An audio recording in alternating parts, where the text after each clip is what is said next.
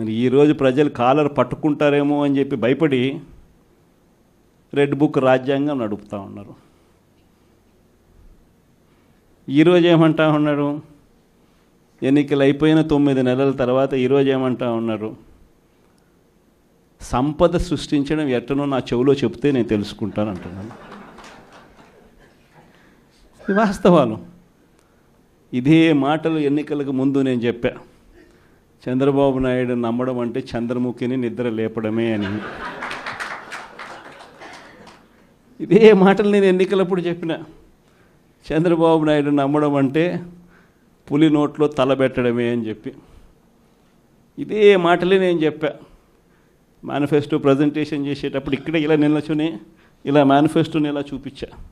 మన మేనిఫెస్టోని ఇలా చూపిస్తూ వాళ్ళు చెప్పిన మేనిఫెస్టో హామీలను కూడా ఇలానే చూపిస్తూ చెప్పా. ఇది సాధ్యమయ్యేటివి కాదయ్యా చంద్రబాబు నాయుడు చెప్పేటివి. రాష్ట్రానికి సంబంధించిన బడ్జెట్ ఇది, మనం చేస్తూ ఉన్న బటన్లు నొక్కే కార్యక్రమం ఇది, దీనికే ఇంత డబ్బు ఖర్చు అవుతుంది. మరి చంద్రబాబు నాయుడు ఏమో 1,72,000 కోట్లు సంవత్సరానికి అయ్యే ప్రతిపాదనలు ఆయన చెప్తా ఉన్నాడు.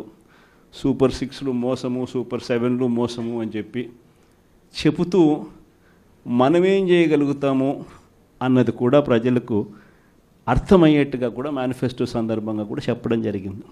నా మీద తప్పుడు కేసులు పెట్టి నన్ను జైల్లో పెట్టే పరిస్థితికి వచ్చారు. కానీ ఈరోజు మళ్ళీ చెప్తున్నాను, పోలవరాన్ని గోదావరిలో ముంచేశారు. డయాఫామ్ వాళ్ళు పోగొట్టే పరిస్థితికి వచ్చారు. 400 కోట్ల రూపాయలతో పనిచేస్తే మళ్ళీ ప్యారలల్గా ఆ కాలువని డయాఫామ్ వాళ్ళు కొత్తగా నిర్మాణం చేయాలి. దీనికి 1000 కోట్లు అవుతా ఉంది. 400 కోట్లు పోయింది. ఇప్పుడు అదనంగా 1000 కోట్లు ఖర్చు పెట్టే పరిస్థితికి వచ్చారు. ఢిల్లీ కూడా కాలయాపన 5-6 సంవత్సరాలు అయ్యే పరిస్థితి వచ్చింది. మొన్ననే మీరందరూ ఈసారి ఎప్పుడు గెలవనే రాయి చోటును కూడా గెలిపించారు.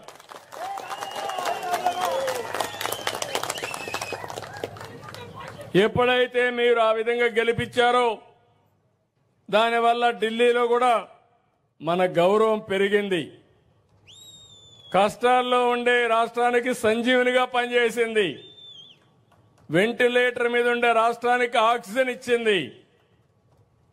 అందుకే ఈరోజు గర్వంగా చెప్తున్నా, పోలవరానికి 12,000 కోట్ల రూపాయలు శాంక్షన్ చేశాం. 2027కు పూర్తి అవుతుంది.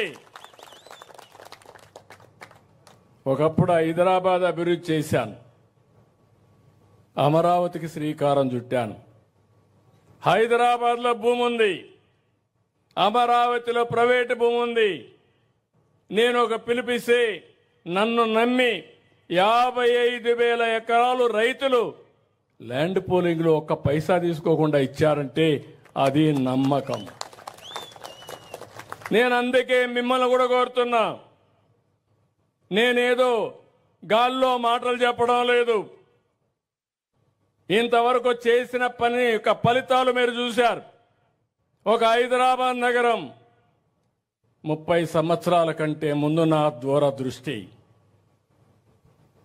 ఈరోజు హైదరాబాద్ నగరాన్ని మీరు చూస్తే మోస్ట్ లివబుల్ సిటీగా తయారైందంటే అడుగడుగునా నా కృషి ఉంది. దాంట్లో ఎవ్వరూ కాదనలేరు. ఇప్పుడు